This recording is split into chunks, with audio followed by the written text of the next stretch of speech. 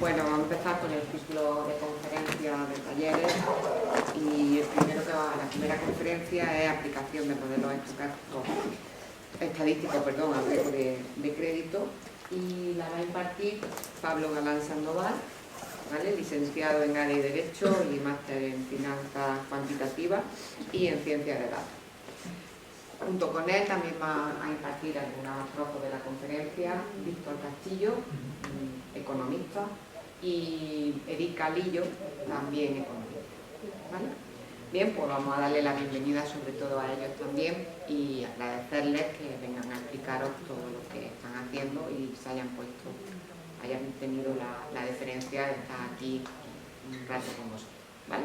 Cualquier pregunta que tengáis, lo que os haga falta, ya sabéis que nos podéis preguntar, es para eso, para lo que tenemos estos ciclos de conferencia. Bien, pues cuando quieras, Pablo, pues... Muchísimas gracias.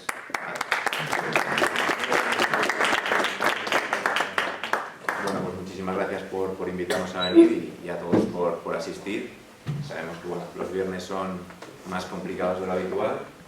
Y nada, yo soy Pablo Galán, manager en Price, llevo 4 años en la empresa y previamente empecé a trabajar en BBVA, luego ya empecé aquí. ¿Vale? No sé cuántos de vosotros conocéis la empresa, PricewaterhouseCoopers. ¿Habéis oído hablar de ella? Bueno, pues eso, somos una de las Big Four, por volumen de facturación, la segunda más grande del mundo. Y eso, una de las mayores firmas de servicios profesionales. Tenemos 327.000 personas, en España algo más de 5.000 profesionales. Las oficinas están en Madrid, una de las cuatro torres, pues estamos aquí, ¿vale? Trabajamos con las principales empresas del mundo. Bueno, ahí veis unos datos, pues en Europa pues, el 93% de las empresas más grandes. Y la facturación del año 2022 pues fueron 50 billones americanos. Es una empresa, volumen bastante importante. De hecho, en el área financiero, que es el nuestro, pues somos la empresa más grande del mundo, ¿vale? En el sector servicios. ¿Vale? Bueno, nosotros dentro de España hay cuatro divisiones principales, una de área fiscal y legal, otra de deals, M&A, etcétera, un área de assurance, que es más relacionado con la auditoría, donde estaría nuestro departamento, y una cuarta de consulting, ¿vale? Consultoría y advisory.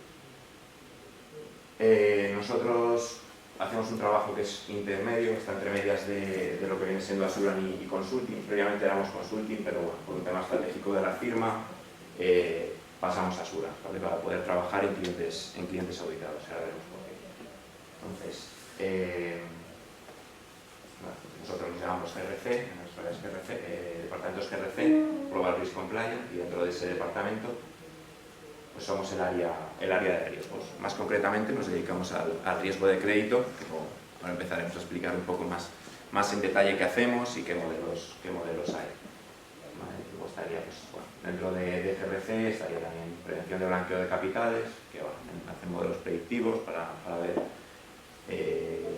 detectar posible blanqueamiento de capital. FIA, que es mercados, hacen valoración de instrumentos financieros, bonos, todo ese tipo de cosas.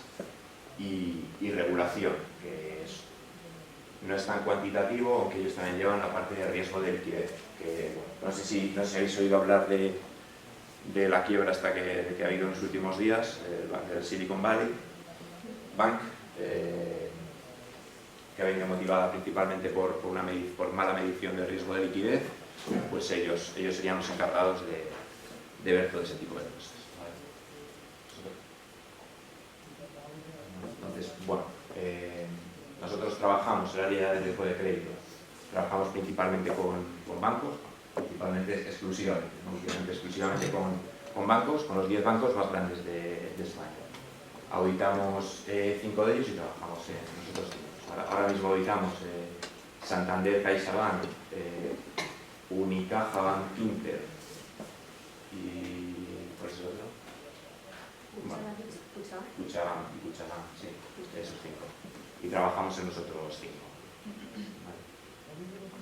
Algunos de nuestros proyectos, pues bueno, desarrollo de herramientas de presupuestación, mediante modelos predictivos, construcción y validación de modelos de concesión de riesgo de crédito, análisis de rentabilidad de costes, etc. Bueno, proyectos internacionales últimamente lo hemos tenido, bueno, hemos tenido un estrés test de la financiera de Renault, lo estamos realizando ahora, que está en Francia, está el equipo en París, y bueno, el equipo de regulación sí que ha realizado bastantes proyectos en Egipto, Luxemburgo, en el Banco Central de Kazajistán. Ahí hemos lidiado. Que nos hemos situado de lo que hacemos a nivel firma, en verdad que hacemos nosotros, ¿no? Es decir, vale, trabajamos en el sector financiero, pero el sector financiero es muy amplio, la banca es muy amplia, dentro de un banco puedes trabajar en miles de departamentos, pero ¿qué hacemos concretamente, no? Vale, alguno, bueno, voy a lanzar la pregunta, o sea, ahí tenéis como una chuletilla de conceptos técnicos, pero que es para que os vayan sonando a lo largo de la presentación, pero al final os quería preguntar que si sabéis o intuís qué es el riesgo de crédito. O sea, al final, ¿qué es que tu inversión, ¿no? Que dices, vale, yo te presto un dinero, ¿no? Para que te compres una casa con un precio, que me tienes que euros, unos intereses, ¿no? El riesgo de que, bueno, reciba mi inversión, ¿no? Efectivamente. Ahí tenéis la definición, que al final es, vale, ¿qué probabilidad tengo yo de perder? O sea, la probabilidad de pérdida que tengo por prestar, ¿no? Porque el cliente incumpla las obligaciones financieras que tiene conmigo. O sea, no me paga el préstamo, no me paga el crédito del coche, no me paga el recibo del, o sea, el móvil, se quede en descubierto, cualquier concepto que tengáis ahora mismo financiero y que lleve en sí un incumplimiento, ¿no? De lo que al final de la obligación. Entonces, vamos a hacer, yo creo que mejor un caso práctico para que veáis un poco el día a día, que al final está aterrizándolo como en nuestro día a día de todo el mundo quiere comprarse una casa, ¿no? Todo el mundo quiere comprarse un coche, ¿no?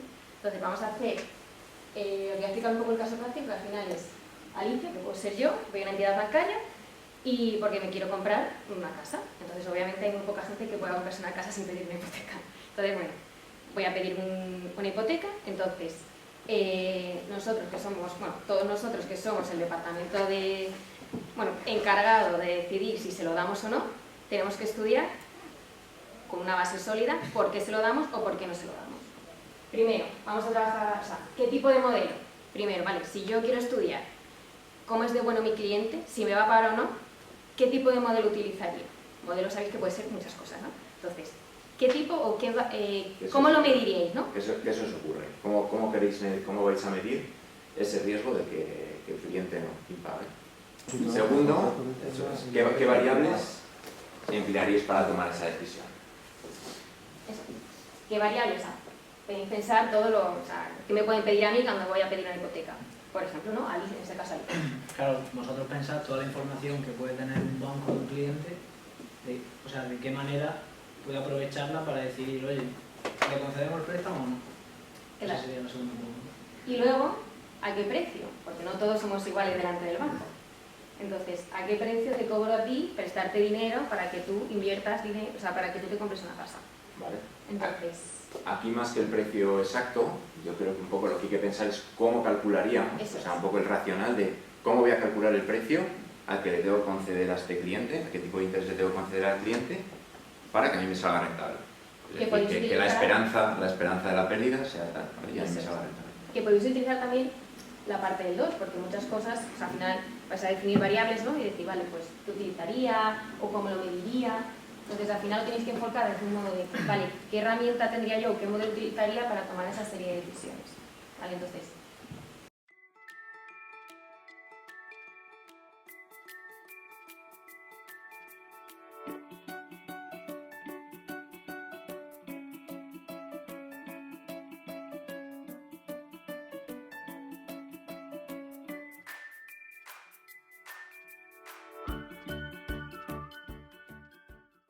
Pues si queréis, no sé por dónde empezamos y vamos presentando algunas... ¿Quién se anima primero? Punto por punto, ¿no? El punto 1. Sí, vamos por pregunta por pregunta. Y ahí quitamos. Nos lo habéis contado. ¿Cuál sería la variable de respuesta en la primera pregunta? Vamos a empezar por él, ¿no? Dar o no el crédito. Dar o no el crédito. O sea, una variabilidad de 0,1. Vale. ¿Quién más se anima? que puedes utilizar desde una revisión logística hasta un árbol de decisión, cada vecino más cercano, o sea, hay un montón. Entonces depende de cada uno y aparte cuál de esos modelos es el mejor. O sea, tienes que ver también cuál es de esos es el que ves que sea el mejor de los Sí. que creas que es. Eso es. Bueno, en la industria se suele utilizar progresiones logísticas, la mayoría. ¿Vale? Como es una industria bastante regulada, que ahora yo creo que se está abriendo un poco a otro tipo de modelos, se está abriendo más, pero es una industria bastante regulada en la que el regulador pues, bueno, pone bastante obstáculos a modelos un poco más complejos, cajas negras, etc.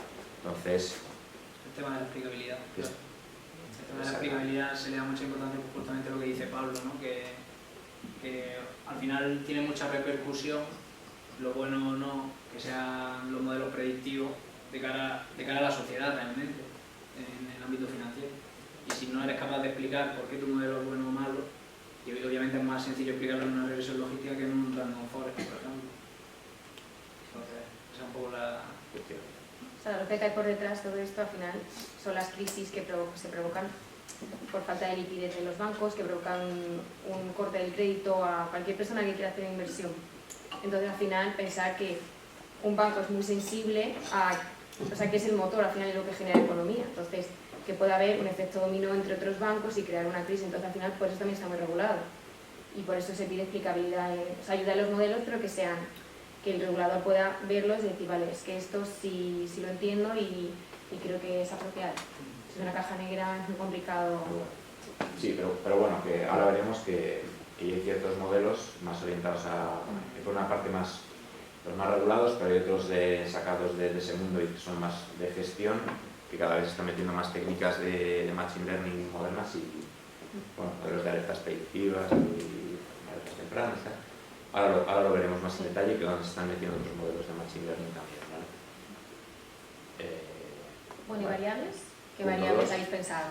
¿Qué os parece interesante, ¿no? Para tomar una decisión o que el modelo tome la decisión y te dé una solución. A lo mejor la estabilidad laboral del cliente o el salario, también si tiene o no La deuda, renta, ¿no? la renta, pues, Si o no tiene bienes. Por Claro, ejemplo, si sí. tiene una casa ya. Las garantías, ¿no? Claro. avales, El historial, por ejemplo, también de préstamos, se pide más préstamos, ¿no? Y cómo funcionan esos préstamos. La carga financiera que tenga, ¿no? Al Y final. bueno, el historial comportamental que tengas con ese Si es tu cliente o no es tu cliente. Claro, también. Porque si es Eso tu es. cliente a ti te va a facilitar unos datos. Bueno, yo ya le he dado un préstamo y este hombre me ha pagado muy bien. Entonces, eso también es un punto, ¿no? Que a lo mejor le voy a dar un tipo de interés diferente a una persona. O sea, un precio diferente a una persona que viene de fuera que no tengo tanta información. Eso lo veremos ahora. Y la banca tiene como dos tipos de modelos, o sea, modelos reactivos y luego ya modelos proactivos o comportamentales. Para los clientes que no, para los clientes que no han sido clientes previos tuyos, pues serían aquellos modelos reactivos, en los que tienes menos información, y luego aquellos clientes que ya los conoces bien porque llevan contigo bastante tiempo, pues ya tienes mucha más información transaccional, de cómo mueven su dinero, y ahí se utiliza otro tipo de modelos que al final es más fiable, más basado también en tu experiencia con ellos.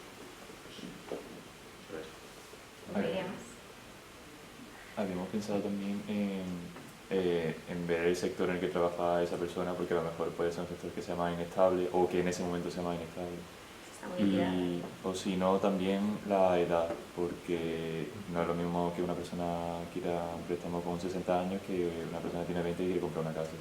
Entonces, pues ahí variaría el interés, supongo, lo máximo que le puede dar. Claro, el plazo máximo que puedes conceder. Efectivamente. El aval, por ejemplo, también se tendría en cuenta. Sí, claro.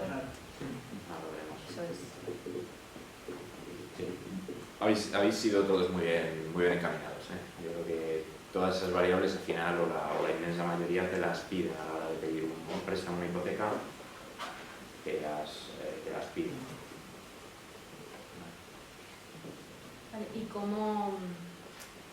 ¿y qué tendrías en cuenta para el precio? Ya hemos dicho muchas pistas, ¿eh? O sea, con todas las variables que tal, hemos dicho muchas cosas. ¿Qué tendréis en cuenta para fijar el precio?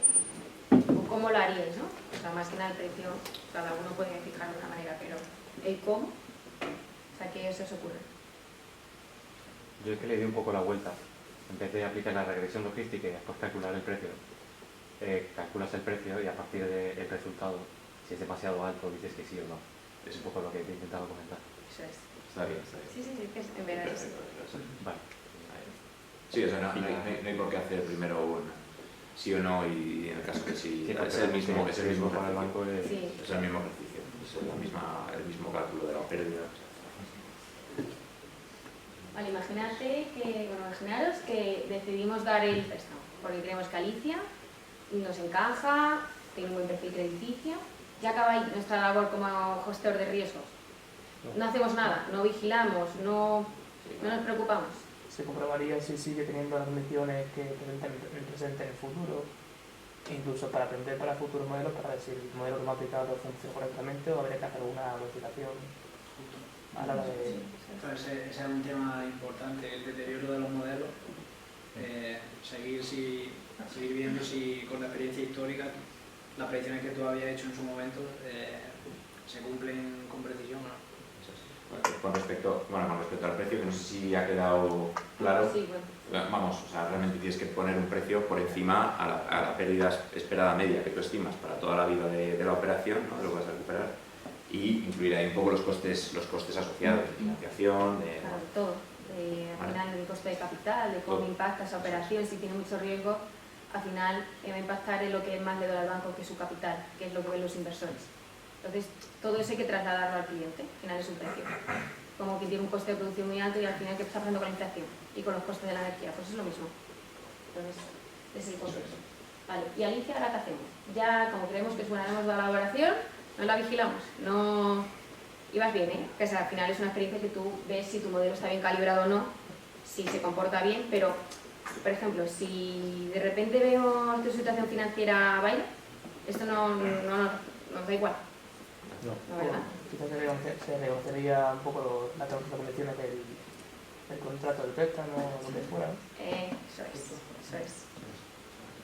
Tenemos una operación a 30 años y bueno, el trabajo de riesgos o del director de riesgos ya no acaba ahí, ¿vale? Mucho por detrás. Por ejemplo, si nos impaga una cuota, ¿qué hacemos? Le llamamos, le decimos, bueno, pobrecillo.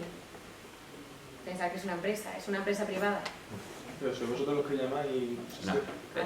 Ahora vemos. Tú haces el modelo que dice a quién tiene que llamar. Vale. Eso es. Vale. Pero pensar que esos datos, el modelo sí bebe de ellos. El que a ti te pague antes o no, al final es una probabilidad que tú estás luego construyendo para que personas como Alicia, concederle una operación o meterle una pérdida. Pues mira, es que tiene el mismo perfil y tiene un porcentaje de recuperación de X, de cuando hace default, o sea que default es concepto de impago en nuestro lenguaje, nuestra jerga, ¿cuánta probabilidad tengo de recuperar? Entonces, todos estos conceptos, ahora vamos a ver que tienen un orden de vida. Nosotros hemos visto un ejercicio de lo que sería la fase de admisión de crédito, pero luego hay otras dos fases, así a grandes rasgos, que son la de seguimiento y recuperaciones. ¿Vale? Claro, porque al final, el caso que hemos puesto obviamente es admisión, ¿no? Quiero un crédito, pero el control es nuestro seguimiento. Y cuando a mí me hace un impago, llega el gestor de recuperaciones y dice, vale, de nosotros que normalmente solemos estar en seguimiento con modelos y tal, yo le he transmitido mi alerta al de recuperaciones que hay un impago y ese automáticamente me tiene que llamar a mí, o recuperarlo de alguna manera, o ofrecerme un producto de, mira, vamos a refinanciar, vamos a hacer otras condiciones, porque, entonces, hay modelos en todas las fases de la vida del riesgo de crédito, es decir, admisión como hemos visto. Lo más conocido es lo de scoring rating que comentaba antes Pablo, ¿no? Vale, te pongo una puntuación, tú eres bueno, pero un bueno, ¿cómo lo mido? Pues te voy a poner una escala del 1 al 100 y te voy a asignar 100, vale, eres la leche. O mira, pues no, pues en base a esa experiencia histórica y a mis modelos que he construido con todas esas variables que me puntúan y me dan una puntuación. Eso, por ejemplo, de admisión, seguimiento, alertas tempranas con Machine Learning, por ejemplo, de ha bajado la capacidad financiera, la tasa de esfuerzo sobre el resto de préstamos que tiene ha subido, capital, estrés test, que ahora hablaremos de uno de los estrés que son muy conocidos, de hecho. Bueno, ahora contaremos eso, Sí, los estrés que cada 2 años el ECB somete a a unas pruebas de estrés a la banca y ahora contará Ica en detalle. Nosotros estamos llevando cuatro bancos, somos los en España los que más estamos llevando ahora mismo y bueno, es bastante interesante. Si seguís la prensa económica, pues probablemente portada de expansión y esas cosas saldrá los estrés de la banca de Santander, de BBVA, que impactan en capital. Que al final siempre digo, todos los bancos quieren salir guapos en la foto y es a ver quién destruye menos. Entonces, para que lo entendáis y para que cuando leáis la banca os acordéis de ustedes. Ah, pues mira, este banco ha quedado muy bien, mira, tal. ¿Sabes? Al final compiten entre ellos. Luego, pues, en el seguimiento, pues también esos modelos, lo que hemos comentado antes, de scoring comportamental, de cómo se va comportando este cliente y en base a esos scoring, pues luego bueno, puedes hacer ofertas de productos cruzados, de preaprobar cierto tipo de productos, es decir, este cliente es muy bueno. ¿Vale? La calidad de liquidez de este cliente es muy buena. No me han pagado una cuota en 15 años. años. Han llamado para haceros un preconcedido. Entonces, pues es eso. Pues eso es, tienes muy buen scoring comportamental y automáticamente pues te conceden un préstamo de lo que sea, X dinero. ¿Vale? Entonces todo este tipo de modelos se van haciendo. En el seguimiento, bueno, la banca es altamente regulada, entonces el regulador te exige tener modelos de provisiones. Al final las provisiones son como una serie de huchas que tú tienes que ir acumulando, ¿vale? Por cada hipoteca, préstamo, lo que sea que concedes, tú tienes que guardar una serie de dinero por si ese cliente impaga. ¿Vale? Será tu riesgo de crédito que tú le has asignado. Lo tienes que ir cubriendo. Entonces, esos modelos los tienes que ir recalibrando año a año para ir pues calculando esa hucha que tienes que ir teniendo, ¿vale? Que es donde vemos que cuando calculas mal esa hucha, pues empieza a haber riesgo de que quiebres y esas cosas, ¿vale? Que es lo que pasó Popular y en algunos otros sitios, ¿vale? Que tenían mal medido el riesgo de crédito y pasó eso. Y lo mismo con los modelos de capital, que ahora Víctor va a contar un poco lo que es la pérdida esperada y pérdida inesperada en la siguiente slide y se verán los modelos de capital y provisiones.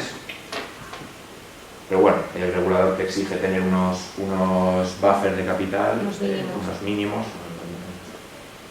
por si vienen situaciones complicadas, ¿vale? Tirando ese capital.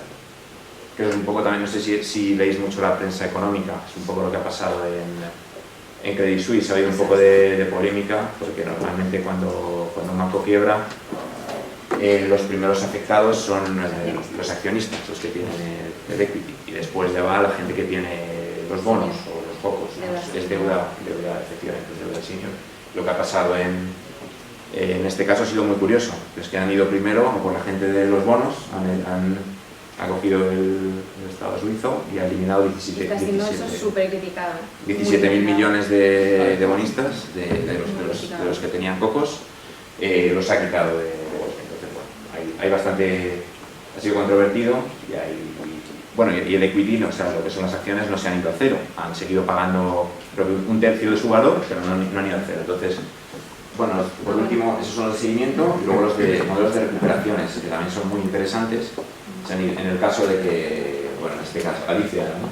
Alicia era nuestro ejemplo. En el caso de que Alicia impague, no pueda pagar la deuda, habría que estimar modelos que nos digan cuál es la mejor solución para ese caso, ¿vale? Que ahora veremos cómo se hace, pero bueno, en el caso de que pues, si tiene un inmueble, pues a lo mejor decidir si se espera a que pueda repagar o adjudicar el inmueble, bueno, en fin.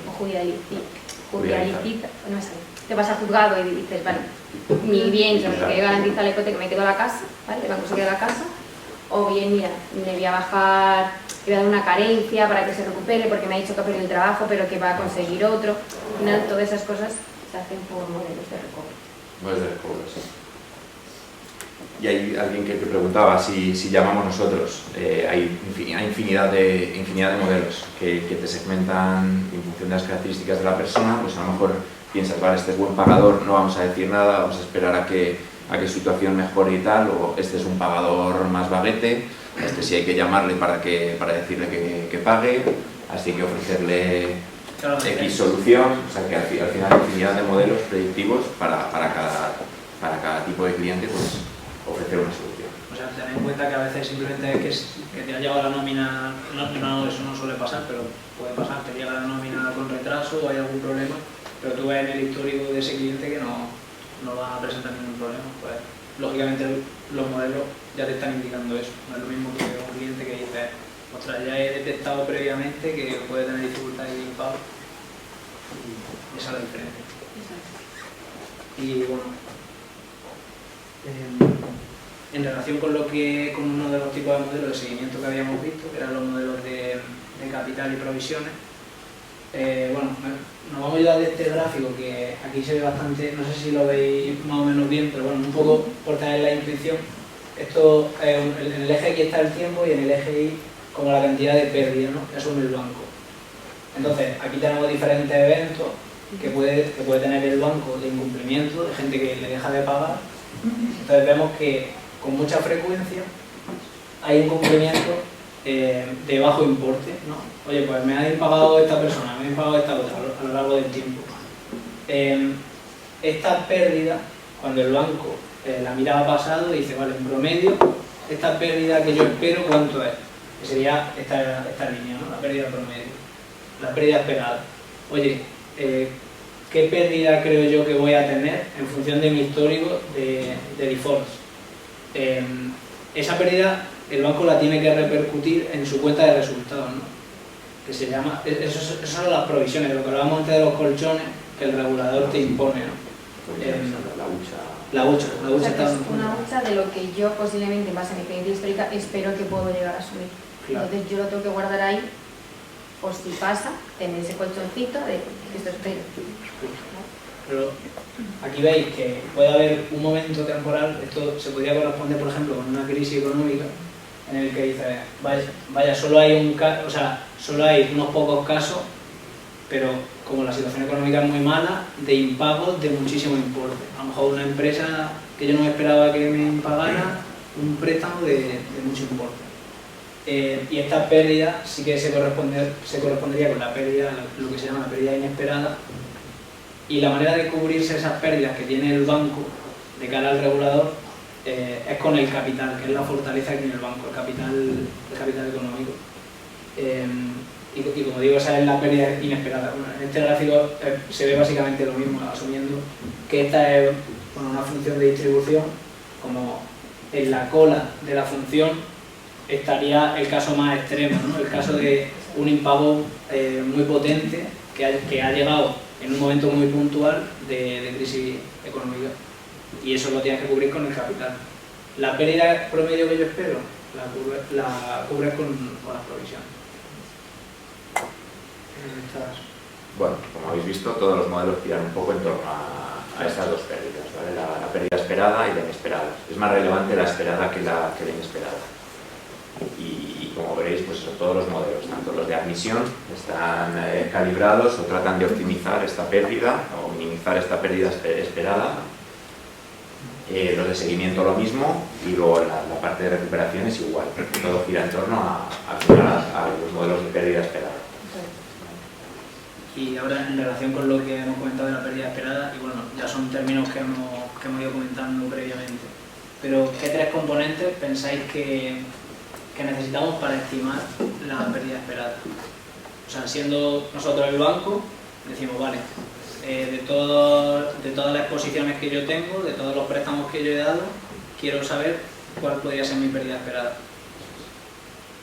¿Qué tres cosas meteríais en la fórmula de la pérdida esperada? Hemos ido mencionando algunas de ellas. Los ingresos que tenga tu cliente en ese momento. Sí, o sea, esto preguntamos como que o sea, todas esas variables se van a englobar en tres parámetros, ¿vale? Van incorporados ahí. Esa variable incorporada. Esa variable va dentro del modelo. Va dentro del modelo a través de uno de los componentes.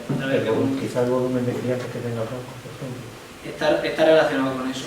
Está relacionado con eso uno de los componentes. Entonces sí, o sea, esto es un poco... Sí, los tres parámetros. Sí, no, en relación con lo que comentaba, más que el volumen de clientes, lo que yo quiero saber uno de los parámetros sería el volumen de exposición que yo tengo como banco. Es decir, oye, sobre todos los préstamos que he ofrecido, vamos a ver el importe total, ¿no? Esto es lo que está en juego. O sea, yo como banco te doy un préstamo de 100.000 euros. En el peor de los casos puedo perder los 100.000 euros. Ese sería la exposición al default, ¿no? El saldo que yo puedo perder. La EADES, ahí está negrita. El otro caso, otro componente, la probabilidad de default. Yo tengo que estimar qué probabilidad, yo te concedo a ti la hipoteca por 100.000 euros y yo digo, vale, qué probabilidad, en función de lo que hemos comentado anteriormente de los modelos de scoring, por ejemplo, qué probabilidad creo yo que tienes tú de impagarme esta hipoteca. Ese sería otro de los componentes. Bueno, si nos vamos al caso de Alicia, pensar, vale, ¿qué probabilidad tiene Alicia de hacer mi pago? La PD, ¿vale? Ahí iría esa probabilidad de que me incumpla mañana o me va a hacer en algún momento de la vida de la hipoteca, de todo si son 30 años la hipoteca, ¿cuándo me va a hacer? ¿O qué probabilidad hay de que me lo haga? ¿Vale? Luego tenemos la LGD, que es los given default, que es, vale, si me impaga, ¿cuánto me duele? ¿Cuánto pierdo si me impaga? Porque, como ahora veremos, no tiene sentido que sea la misma pérdida, ¿no? En el momento inicial que al final, porque ya me está pagando, ¿vale? Y luego, pues, la idea de que al final no deja de ser por simplificar. O sea, por simplificar no deja de ser lo que te presta, ¿vale? Más o menos. Ahora entraremos a detalle de cada uno de ellos, pero todo eso es un modelo para LGD, un modelo para PD y para EADE también hay modelo. Es un punto más residual, pero hay modelo. Vale, sí, o sea, se divide, el cálculo de la pérdida esperada se divide principalmente estos tres parámetros, que es en el caso de la hipoteca, si presto 100.000 euros, pues la exposición al default, la que tengo en ese momento serían los 100.000 euros que he prestado, ¿vale? El máximo que puedo perder. Por la probabilidad que yo estime que esa persona impague, que la hemos calculado en base a todas estas variables que habéis comentado, y un tercer componente, que es en el momento que, si me ha impagado, ¿cuánto voy a recuperar? Entonces tengo que estimar, en base a eso, un histórico, pues para clientes similares y con características de garantía similares, ¿cuánto voy a recuperar? ¿Vale? Es otro modelo probabilístico de, vale, esta persona ya no me está pagando, cuando pasa esto, en estas situaciones, ¿cuánto recupero? Entonces, eso nos da una pérdida esperada, que es lo que tengo que guardar en una hucha, y es también lo que meto en los modelos de pricing de principio, etc. Y bastantes más cosas. Que vaya condicionando al índice de supervivencia, lo que significa, detalle, es que no venga el cliente, le toca la lotería, por ejemplo, y te amortifica, etc. Bueno, índice, sí. Sí, o sea, a que la operación vaya conforme lo has previsto. Sí, o sea, índice de supervivencia, aquí lo que está metiendo, en algunos sitios lo incluyen dentro de la PD. El índice de supervivencia aquí lo que está diciendo es que no te haya hecho default antes, o sea que al final la probabilidad de impago, pues bueno, es acumulada durante toda la vida de la operación, entonces se va estimando como se estima a año. Entonces, en el año 1, pues bueno, tienes dos posibilidades, que te impague o que no te impague, ¿vale? Si te impaga, pues ya se acaba ahí, obviamente ya te ha impagado. Si no te impaga, pues irías al año 2, ¿vale? Entonces, el índice de supervivencia es lo que irías metiendo aquí, ¿no? Al final sería, pues, 1 menos la PD por la del año siguiente.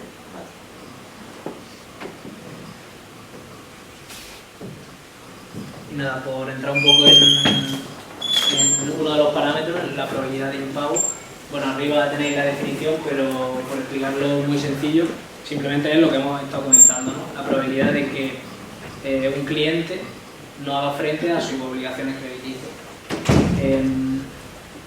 Y para su estimación, el cálculo más relevante sería la ODF, ¿no?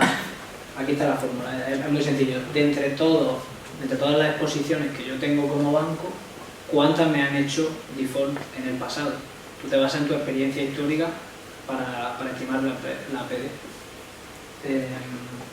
Y bueno, con respecto a la estimación, ahora entramos un poco en la segmentación. Sí, ahora contamos un poco cómo se estructura la modelización de este parámetro o cómo se hace de manera regulatoria. O sea, yo creo que puede haber más maneras de estimar una probabilidad de default. Pero bueno, lo que hacemos principalmente es pues por una ventana de datos bastante amplia y se mira lo que ha dicho Víctor, ¿no? Lo que queremos estimar es al final la ODF media o la ODF, bueno, la ODF de cada segmento. Entonces, muy importante, el primer paso que se hace al hacer estos modelos es segmentar.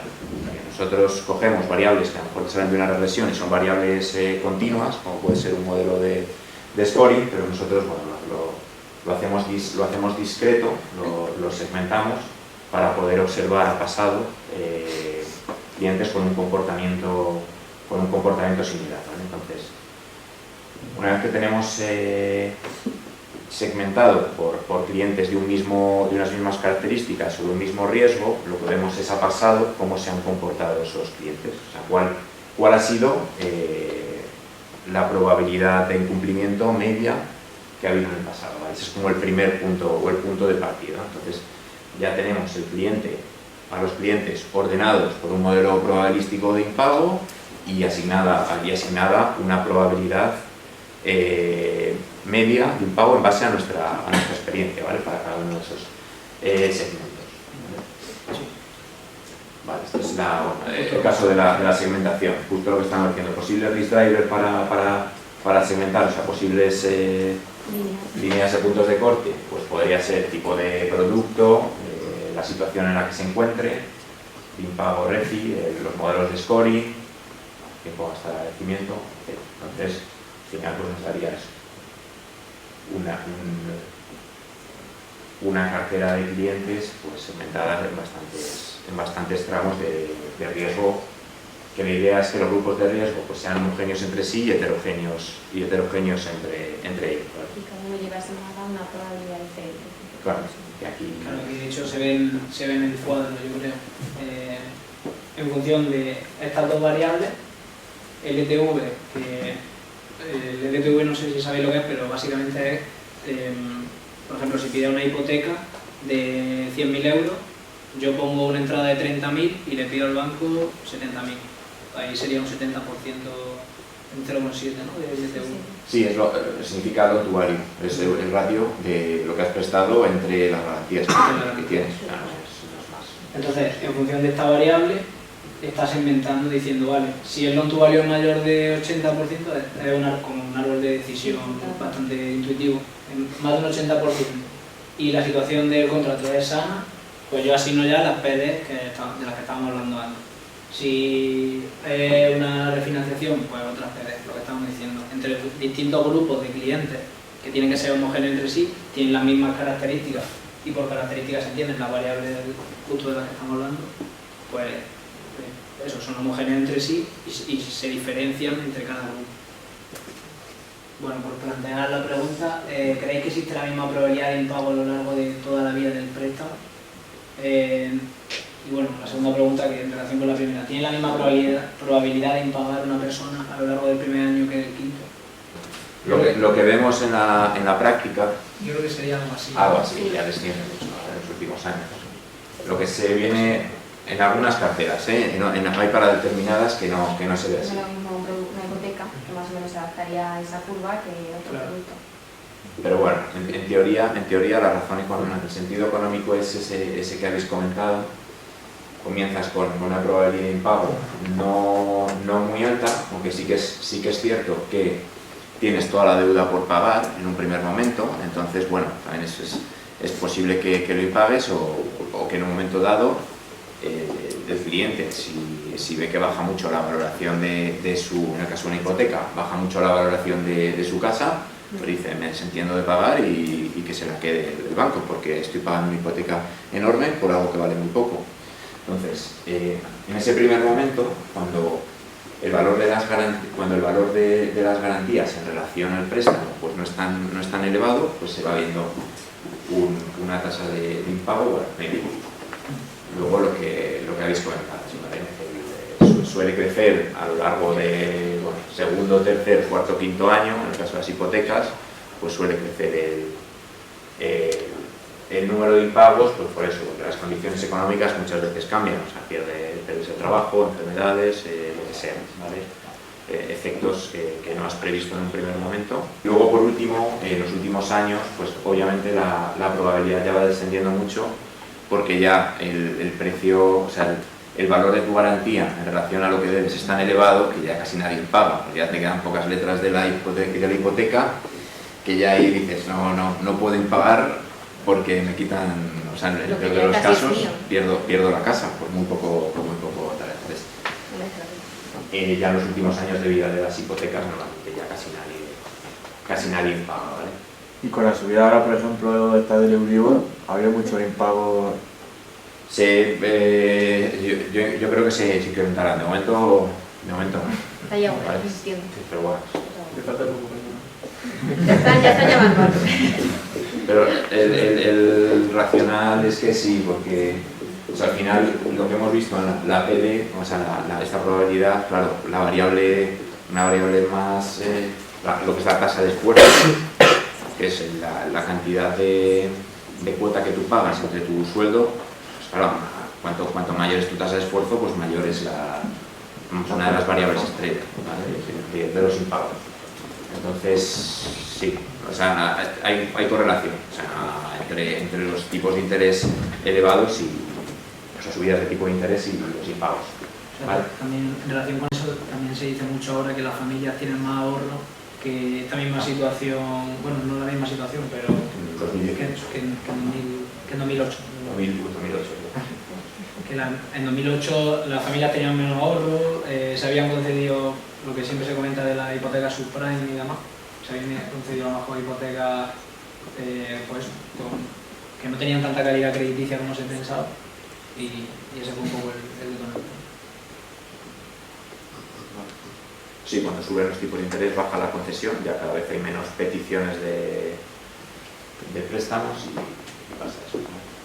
Entonces, bueno, en resumen, la probabilidad de impago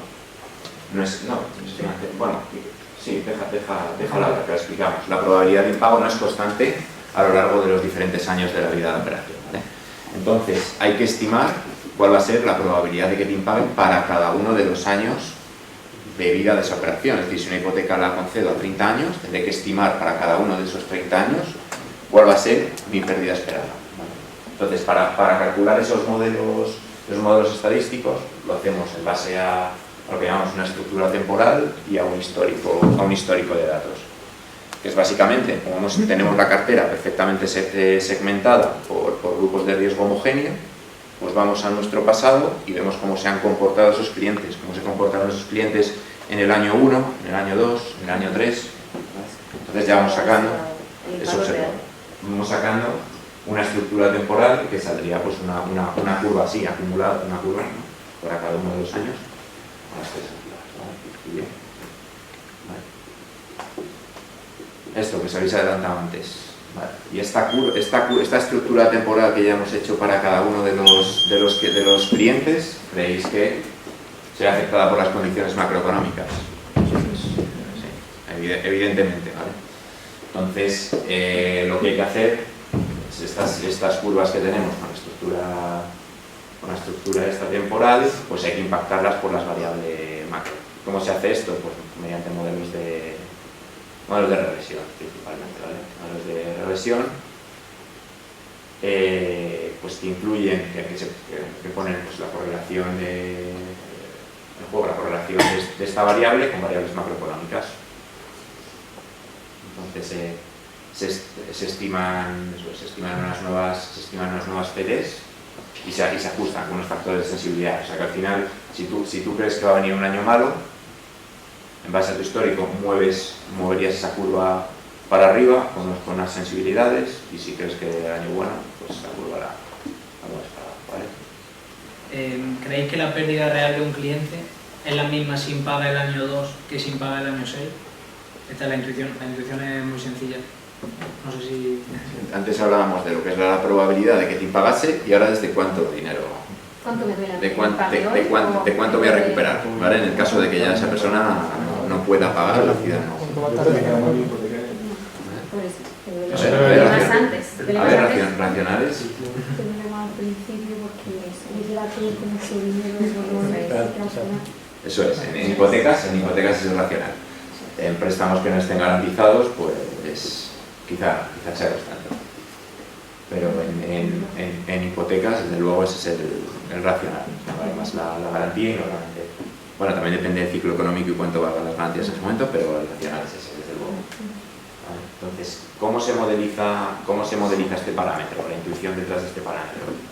Pues la EAD es al final el dinero que nos deben, el dinero que deben al banco, el cliente, y sobre esa EAD inicial, ese dinero inicial, tendríamos que descontar los recobros o todos los ingresos que nosotros haríamos, ya sea pues, que el cliente vaya pagando, o en el caso de en el caso que ya casi no hay adjudicaciones, ¿no? Pero en el caso de que se adjudicara la vivienda y se vendiera, pues el importe que sale de esa vivienda.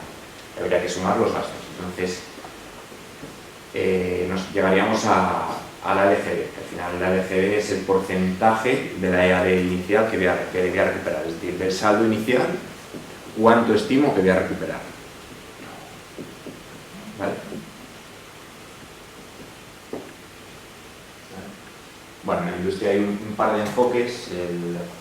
El enfoque el estructural es el más aplicado, es el que se aplica, que no es más que de las diferentes finalizaciones que pueda haber, por ejemplo, en el caso de Alicia, impaga, ¿vale? Impaga la hipoteca, pues podría haber una finalización que fuera curado. Eso quiere decir que ella te vuelve a repagar al cabo de unos meses, pues recupera el trabajo o lo que sea y te vuelve a pagar, ¿vale? Entonces eso se consideraría como que ese préstamo, pues hipoteca ha curado, ¿vale? Podría darse otra situación de que no curase y que tuviera que adjudicarse, bueno, es que tal, de que hubiera que adjudicarse ese inmueble, ¿vale? O sea, sería otra terminación, adjudicarse el inmueble. Otra terminación podría ser venta de esa cartera. Llegase un fondo, los famosos fondos buitre, y dijera, mira, te voy a pagar por este préstamo o esta hipoteca con estas garantías, te voy a pagar X, y que el banco decidiese vender esas carteras. Y otra opción podría ser fallido, que es directamente te das toda la pérdida en el balance y que también Supongo que no hay nada que hacer. no hay nada que hacer, ahí te das toda la pérdida en el balance, ¿vale? Entonces hay diferentes terminaciones para, en el caso de que una persona con una hipoteca, en este caso, ¿no? Alicia, impague. Entonces este modelo lo que hace el enfoque estructural es calcular la pérdida para cada una de esas terminaciones y asignarle la probabilidad que tú estimas para esa persona que va a terminar, ¿no? En base a lo mismo, en base a las características de esa persona, pues tú estimas la probabilidad de que esa persona te repague, o la probabilidad de que venga un fondo y te compre la deuda, o la probabilidad de que finalmente tengas que ir a litigios y adjudicar el inmueble y venderlo. Y luego veremos que si te toca esa opción, también hay modelos con los que tienes que estimar por cuánto lo vas a vender en el momento de la venta a futuro, ¿vale? O sea que es todo establecido, ¿vale?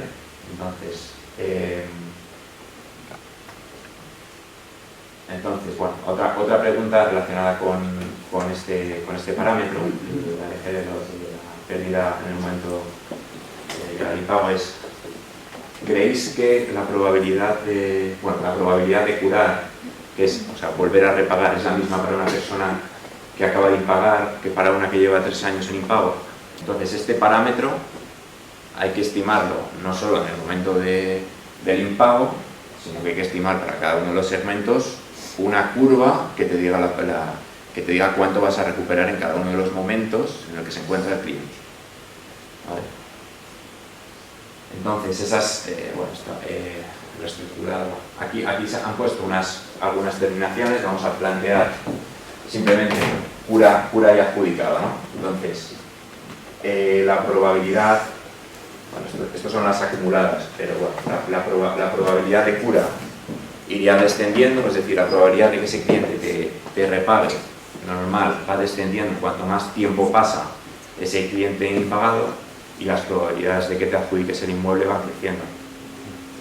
Es decir, un cliente que llevas 5 años y no te ha pagado, pues eso lo más normal es que acabe en un litigio y se adjudique el inmueble o que se venda esa deuda o que se lleve a fallido o una quita, vamos, va a acabar en pérdida para el banco. Vale, entonces hay que ir estimando esas probabilidades a lo largo o para cada una de las distintas de cada uno de los distintos momentos en los que se encuentra el cliente. Que nos llevaría a una curva, bueno, lo que se llama la curva L, que es algo así. Pues esto, por ejemplo, sería el caso de un préstamo no garantizado.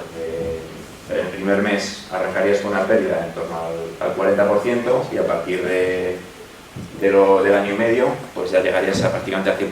Vamos, que ya estadísticamente no vas a recuperar nada de ese cliente. O sea que si no te ha pagado probablemente en 2 años, un préstamo que no tiene garantía, olvídate de él, ¿vale?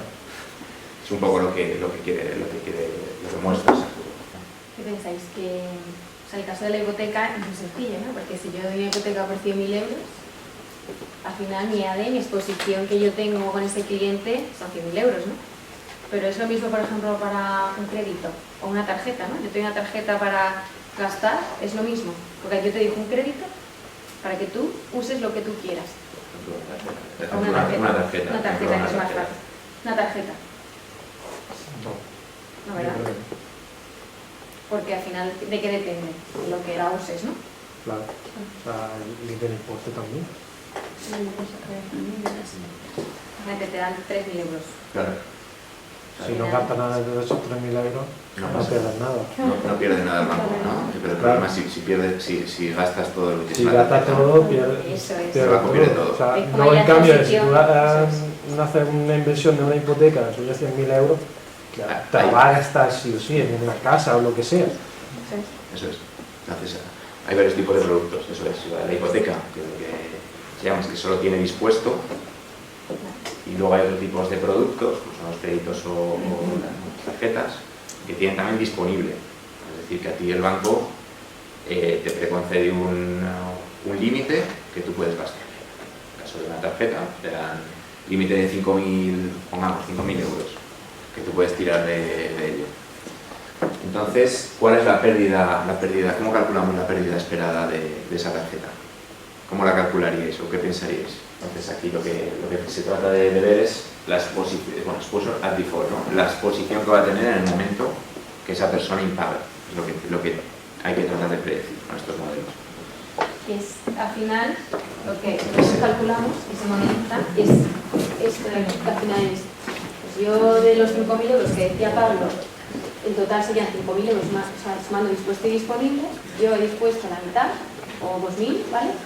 Vale, de esos 3.000 que me quedan, ¿qué porcentaje podría yo gastarme y usar en un momento que vaya a hacer impago? Claro. Básicamente es eso. Entonces, claro, se modeliza igual que todo se modeliza. Se modeliza un factor para ver el porcentaje del disponible que de media ese segmento de clientes consumen.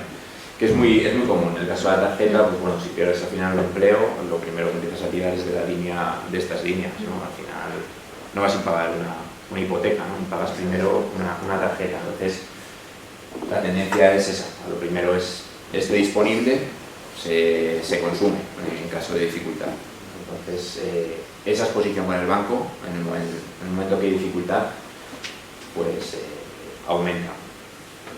Este parámetro hay que estimarlo. Entonces, se estima así. Más o menos es el racional de lo que lo puedo ver hasta el visto. Es un poquito más. No es que sea menos importante, pero es más residual. Es más residual, igual que la vida esperada de la operación, lo mismo. Se estima el promedio de años de vida de cada operación, en función de lo que estimes que te van a amortizar anticipadamente, etc. Pues lo tienes que estimar, ¿vale? Bueno, y aquí al final hemos visto que al final las variables macro son muy importantes porque obviamente hay que tener sentido económico cuando tú vas a estimar la probabilidad de impago, ¿no? Lo hemos visto, ¿no? Y también, bueno, todos los parámetros un poco, pero se ven más con la probabilidad de impago. Entonces, hay que estimar unos escenarios macro que luego se incorpora a ese parámetro. Entonces, básicamente, normalmente es el servicio de estudios de un banco el que dice, vale, yo voy a, en base al histórico de las variables principales, ya sea el PIB, la inflación, una serie de el desempleo, una serie de variables macro, yo voy a diseñar unos escenarios, como yo creo que va a ir evolucionando, en base a un modelo, entonces... Sí, son en base a un modelo. Estos matemáticos en base a un modelo, son modelos de Monte Carlo normalmente, tal, en el que pues, crean una serie de escenarios por probabilidad de ocurrencia. Eso es.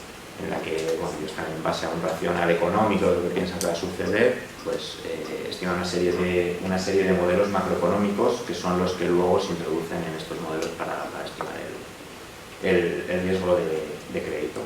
Esto es muy importante porque todo tiene que ir acorde a lo que ocurra en la economía de un país o la situación económica actual, presupuesto del banco, bien sea el ejercicio de estrés, que ahora os pondré un ejemplo de lo que hemos estado haciendo este año. El ICAP, ¿no? Que es todo, evaluación de capital, de cuando viene un supervisor a verte y dice, vale, ¿tú qué estimas? ¿Cómo te ves tú que estás? ¿No? Conforme a tus bancos, tú ahora mismo, toda tu evaluación, luego yo te evalúo, pero ¿tú cómo te ves? Tú tienes que ser en base a un sentido económico. O sea, todas las decisiones al final que toma un banco son en base a eso, ¿no? O sea, se crean unos escenarios que se integran en la gestión y son uniformes, deben ser uniformes para todo el banco, es decir, que una vez que tú has aprobado unos escenarios para un determinado año, es decir, que si tú proyectas que el PIB va a crecer X para los siguientes años o el paro va a crecer o va a disminuir en X, tienes que aplicar esos mismos modelos para todo lo que hemos visto, ¿vale? Desde cuando concedes un préstamo y le calculas el precio hasta cuando estás calculando esto, ¿no? Y son modelos bastante sencillos en el caso de incorporar, bueno, los modelos para los escenarios macro son más complejos. Los segundos de cómo se incorporan los parámetros suelen ser modelos bastante sencillos por el tema que hemos comentado antes, que tienen que ser modelos bastante simples, transparentes y que se puedan explicar. Entonces son modelos normalmente con regresiones muy sencillitas, ¿vale? y modelos con pocas variables. Normalmente cogen dos, tres variables como mucho. Ahí son. Simplemente como dato, ¿qué intuición tenéis de qué factores utilizaríais macroeconómicos? ¿Qué variables introduciríais en un modelo para decir, oye, a ver cómo proyecto yo lo que va a ocurrir? Crecimiento, desempleo. Desempleo, crecimiento, el PIB, el crecimiento, la tasa de desempleo. Eso suele ser lo que... Suele ser lo que más...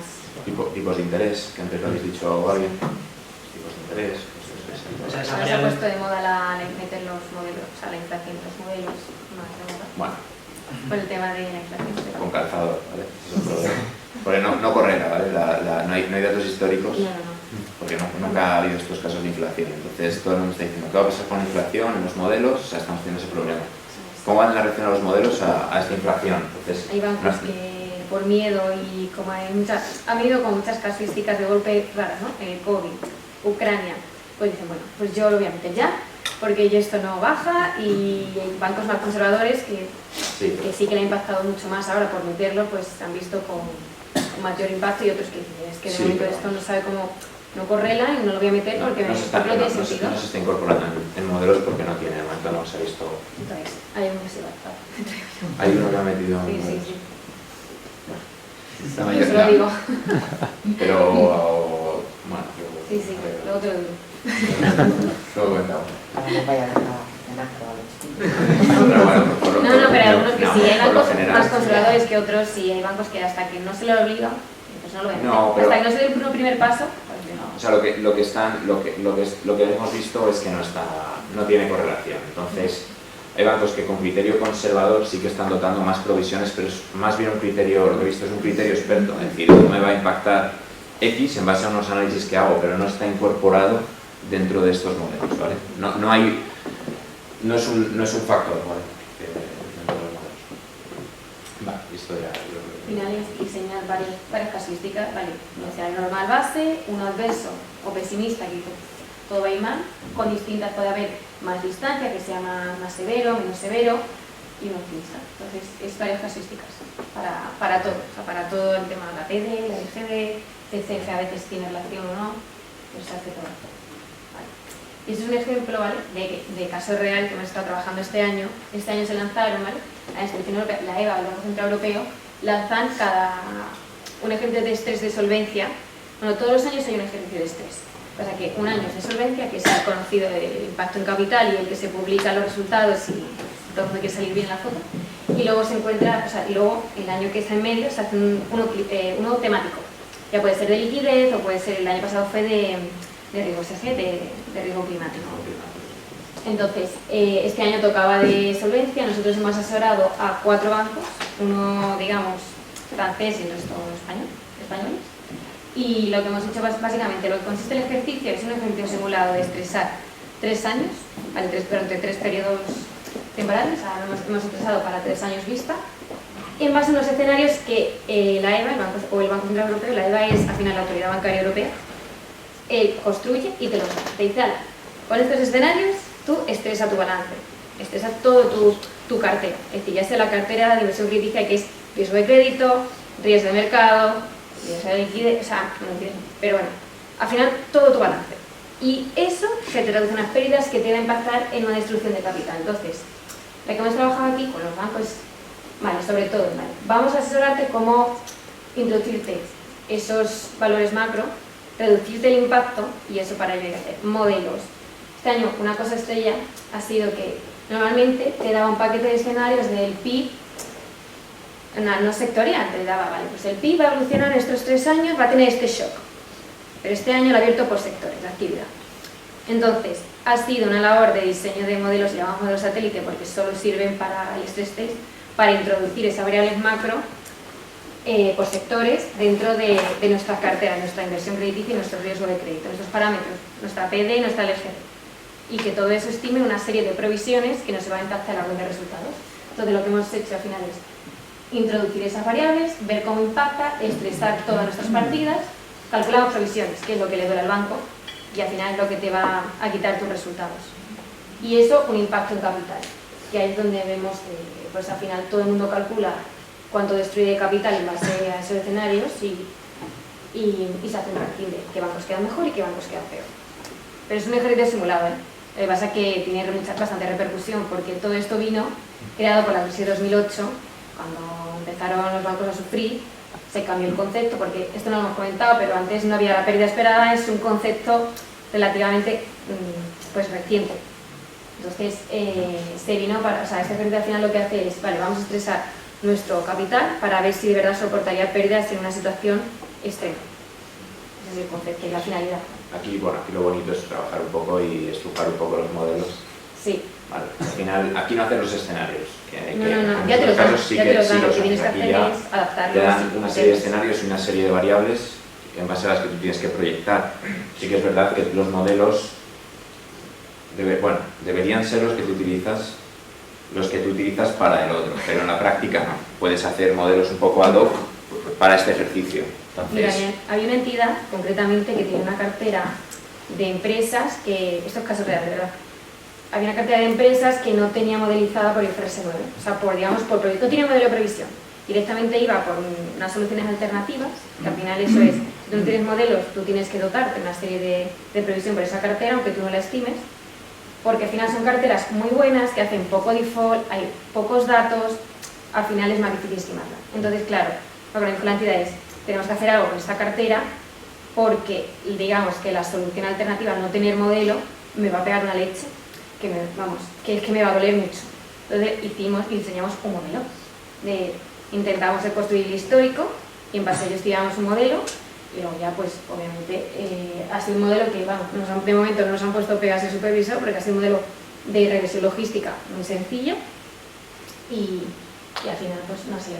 La han pegado más por la inflación, porque la han metido en los modelos de IFRS 9, pero en este último no participaba, han sido los compañeros, pero bueno, en el anterior sí que participamos y lo interesante era pues eso, para cada uno de los, cuando querías expresar algún parámetro, al final pues jugabas y creabas, no sé, 10, 12, 15 modelos, y al final luego seleccionabas el que más te interesa, ¿no? Que a veces te interesa un modelo que sea menos sensible a la variable macro para no quedar mal en la foto o lo que sea. Entonces ya bueno, vas jugando un poco qué modelo predice mejor, cuál predice no tan bien, pero me interesa más. Claro, al final no solo es que quede mejor, sino que tenga sentido económico, que lo hay que mirarlo, que el supervisor no le cante mucho y te diga, ¿qué haces? O sea, tiene que tener normalidad. Entonces, mucha iteración, entonces jugábamos con eso. El cliente no me gusta, por meta alternativa, pero méteme esta variable, pero quítamela. Ha sido interesante, la verdad. Y todo eso ver cómo impacta luego tu recálculo entero de provisiones, porque eso es una cartera de las otras que tiene el banco, era una cartera bastante gorda y que impactaba mucho. Me llamo Víctor y estudié aquí en la Universidad de Granada el grado de Economía y luego hice un máster de Estadística Aplicada también aquí en la Facultad de Ciencias. Bueno, ese ya sabéis que es online. Y bueno, luego hice otro máster de Ciencia de Datos. Pero bueno, yo quería contar un poco esta parte porque de algún modo como que me siento más cercano al haber estudiado aquí. Y nada, contar un poco mi experiencia y si alguien se anima a aplicar a la empresa, la verdad que me doy por satisfecho porque ahora os cuento un poco. A ver, me han traído a mí porque yo he tenido buena experiencia, si no habrían traído a otro compañero. Nada, bueno, hay una serie de... Esto no le voy a hacer mucho caso. Sí, mira, con la charla que hemos tenido hoy, yo creo que ya tenéis más idea de riesgo de crédito del que yo tenía cuando entré, a pesar de que obviamente en las charlas con los managers y en la entrevista, pues obviamente se preocuparon de explicarme bien en qué consistía. Entonces yo ya tenía un poco la intuición de, vale, yo creo que aquí puedo aplicar los conocimientos técnicos y teóricos que he aprendido en el grado y en el máster, y efectivamente luego al entrar verdaderamente como que dices, vale, esta asignatura de series temporales que tenía en la carrera verdaderamente sirve, tiene una aplicación profesional en este ámbito. O estos test estadísticos que también he estudiado, lo mismo, el supervisor te dice, no, es que los grupos, lo que estábamos comentando antes de los grupos que tienen que ser homogéneos entre sí, por ejemplo, ese tipo de aplicaciones, ¿no? O aquí que también teníamos informático, si no me equivoco, tema de programación, lo mismo. Yo también sabía un poquillo de programación, pues lo vas potenciando aquí en la empresa. A mí que por ejemplo me gusta R, pues con R ya estamos. Y nada, en ese sentido ya os digo que a mí me resulta muy gratificante como la aplicación práctica de lo que aprendí en la carrera y en el máster.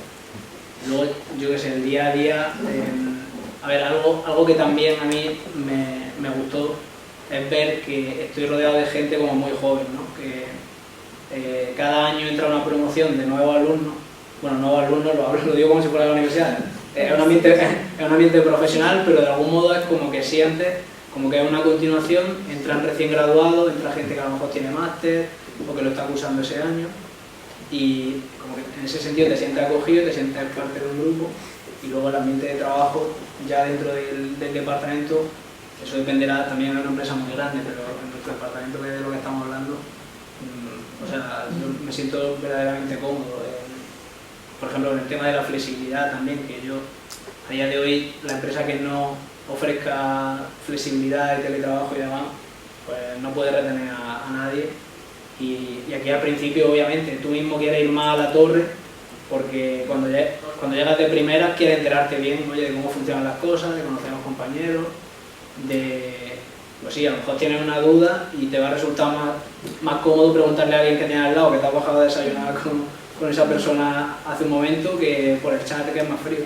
Pero conforme va pasando el tiempo, yo no sé, de media a lo mejor teletrabajo 2-3 días a la semana, oye, que este fin de quiero venir aquí a Granada, sin problema, teletrabaja y tal, al final lo importante es tener el trabajo hecho, eso me ha quedado muy bien. Y nada, en ese sentido la flexibilidad, luego, bueno, no lo he dicho, pero obviamente, aparte de que yo quería poner en práctica lo que había aprendido, la remuneración que me ofrecían era muy competitiva, teniendo en cuenta lo que ofrecen saliendo al mercado a recién graduados y a gente con máster, y eso es así porque el alquiler en Madrid está muy caro, si no, no me voy. Y nada, por eso digo que de verdad que si a alguien le ha gustado, porque ya habéis visto un poco la aplicación que tiene todo esto, o sea, sois perfiles técnicos y habéis visto que la aplicación que hay a las finanzas y en este caso al riesgo de crédito, y si os ha llamado un poquito la atención, yo de verdad echaría el currículum, aquí os vamos a dejar los correos, y que este año en nuestras promociones han entrado muchísimos recién graduados, o sea, gente con máster, Santiago...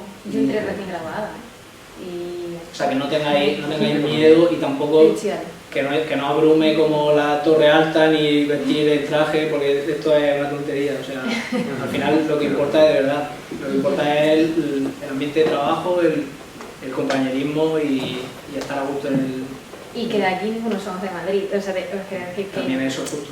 que al final todo el mundo está igual, hace mucha piña porque mucha gente viene, no, es que yo vengo de Sevilla, no, vengo de Córdoba, o vengo de Ciudad Real, que yo soy de Ciudad Real, pues al final haces un poco de piña porque todo el mundo viene igual que tú, viene su experiencia, o sea, viene como primera experiencia laboral y no tiene por qué haber estudiado allí.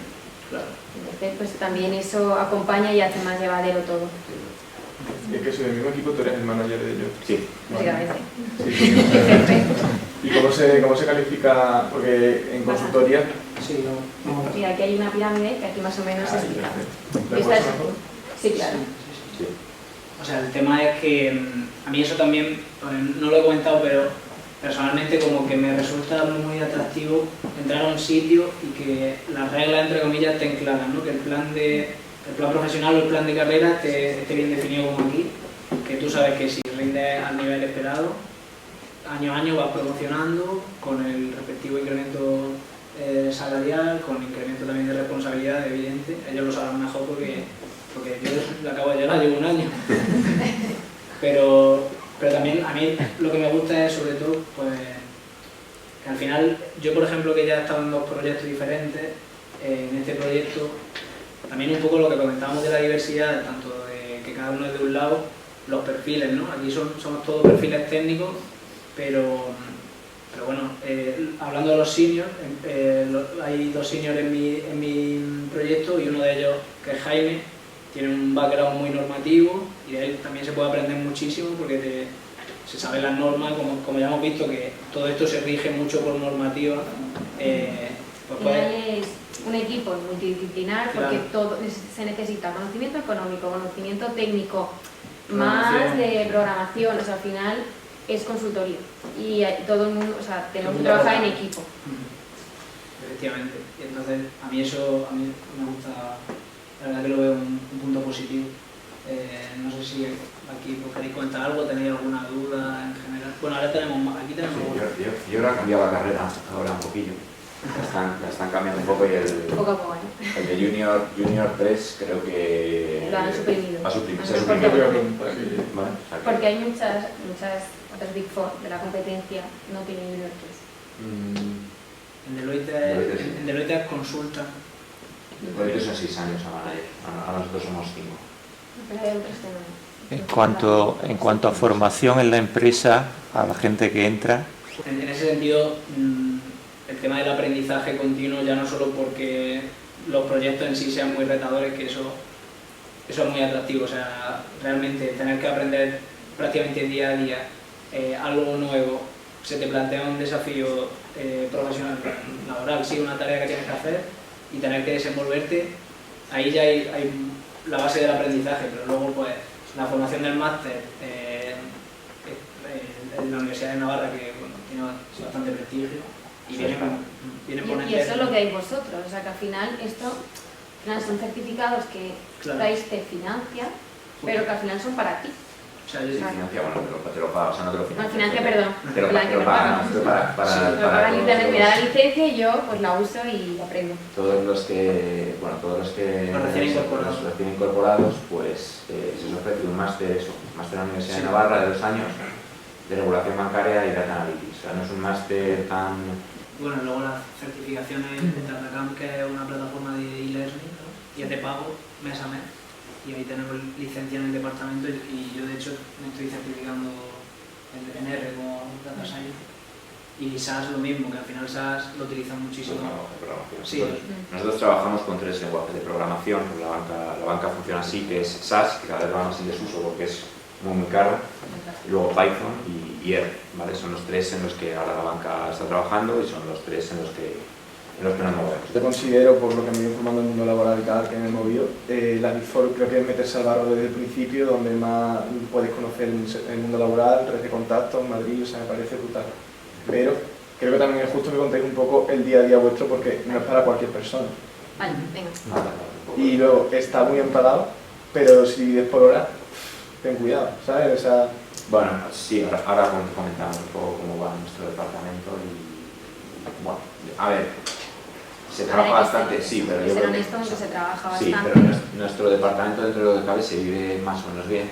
Ahora os cuento por qué. O sea, lo fundaron gente que viene de Banco de España. Es decir, cuando Banco de España perdió un poco de poder, todo este tipo de altos cargos de Banco de España salieron de ahí y fundaron nuestro departamento en 2011. Entonces, la gente de arriba viene de Banco de España y yo creo que la cultura de trabajo no es como la pintan en otros sitios, ¿vale? No es el departamento de Money, de Price, es como te lo han vendido. O sea, se trabaja...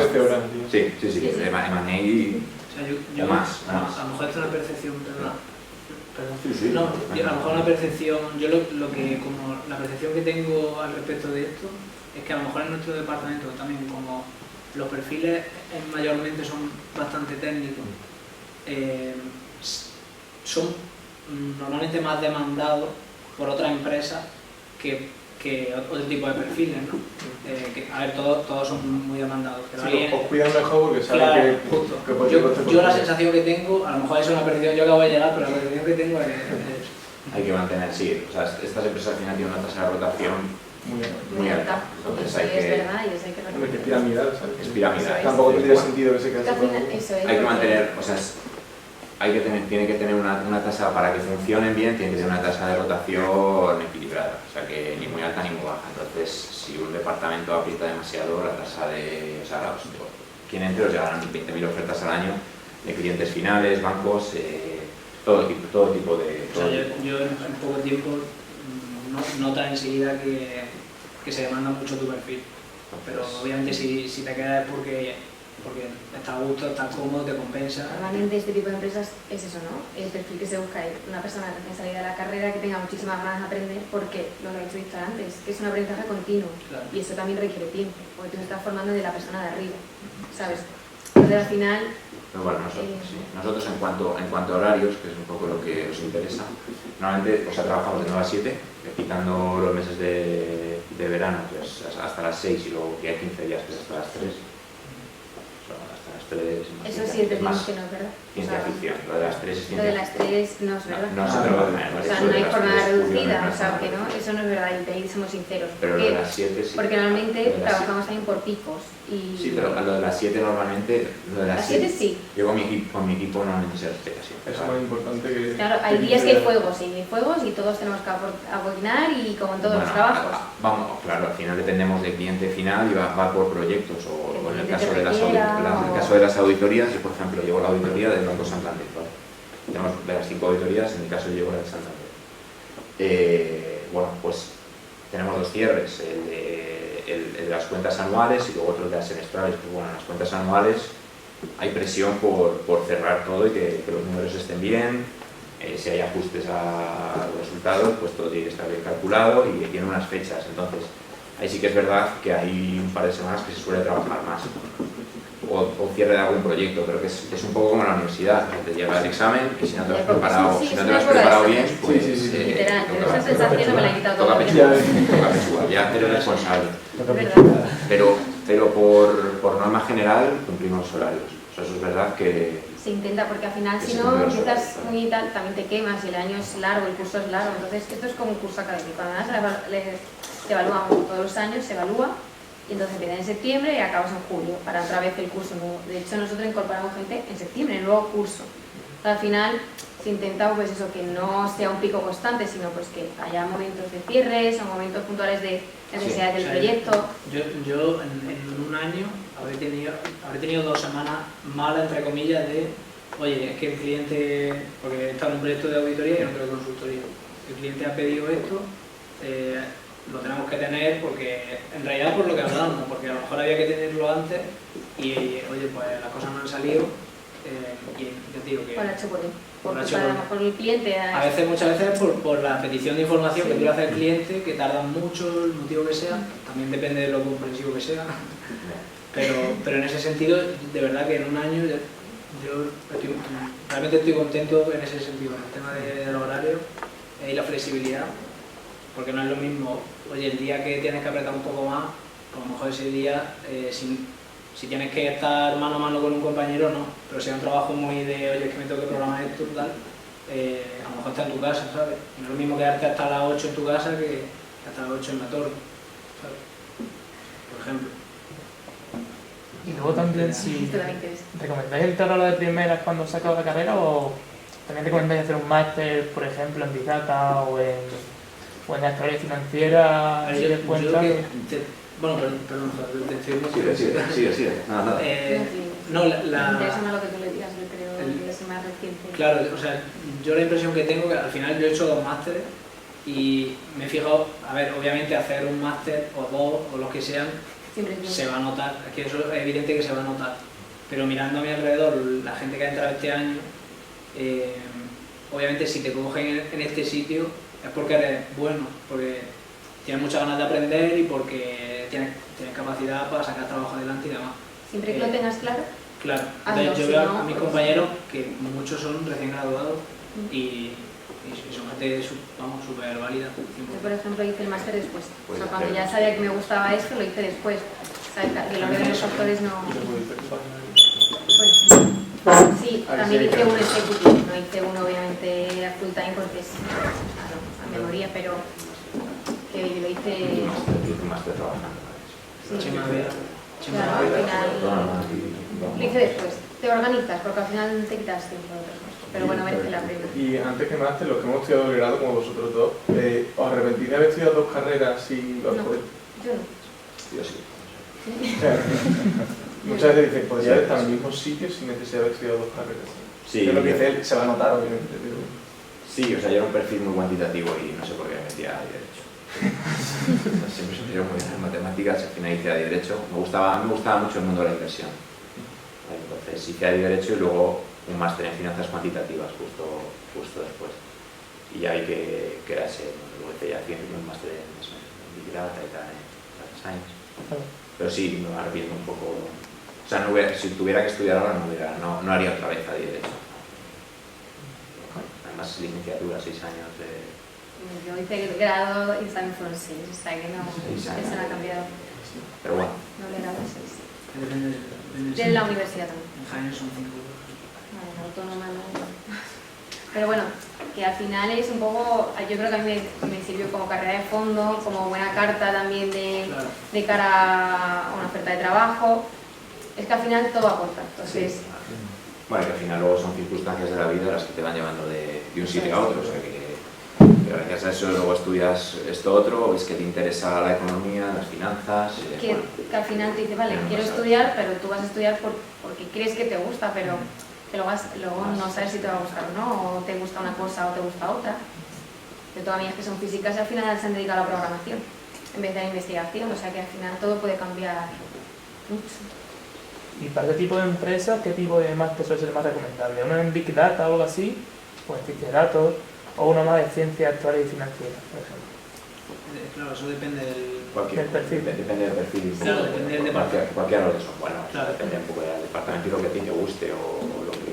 Donde quieras enfocar. Donde quieras enfocar carrera. tu trabajo. Vale. Cualquiera de los dos. Y por último, la edad media que se entra, 24 años, una edad bastante normal, pensar. Sí. 24. Yo entré con 24. Yo no tengo 25.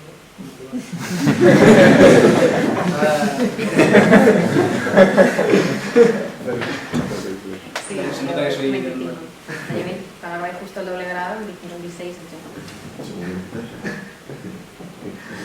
Vale, y bueno, esto es última ya de team building, algunos eventos que se hacen. Este fue bastante espectacular, el del año pasado, que reservaron el Wanda y hicieron ahí una fiesta con clientes y tal. Bueno, estuvo muy bien. Yo casi que me pasé mejor en la que hicimos 2 semanas antes del departamento. Ya. No, pero a ver, que todo son, entre comillas, son tonterías, pero que no, que luego te lo pasas genial y ya no sí, conoces gente, oye, con los compañeros y ya la cerveza de los jueves, nada, lo típico. Eso no. Yo creo que ya hemos dejado Sí, yo creo que ya. Ah, ya se ha pasado la hora. La verdad que estáis tan a gusto que no es que estoy yo fuera. Estáis tan a gusto que que era una hora la conferencia, no hay drama. Pensaba que a dos, por eso hemos traído. Están tranquilos, no se están yendo Bueno, a hueco, o sea que... Bueno, si no ha sido muy pesada, era el objetivo, que no se hiciera muy pesada. Me ha gustado. Bueno, nos encanta ver que de verdad la estadística ha tomado el camino que tenía que tomar y ya, que ellos decidan. Parece que ahora tenéis la posibilidad de elegir donde queréis desarrollar. Os dejamos correr, hacerle fotos, lo que queráis. Dejamos los correos y nada, Cualquier duda. nos enviáis O charlar, lo que sea. No se ve el nada. currículum, los que quieran aplicar antes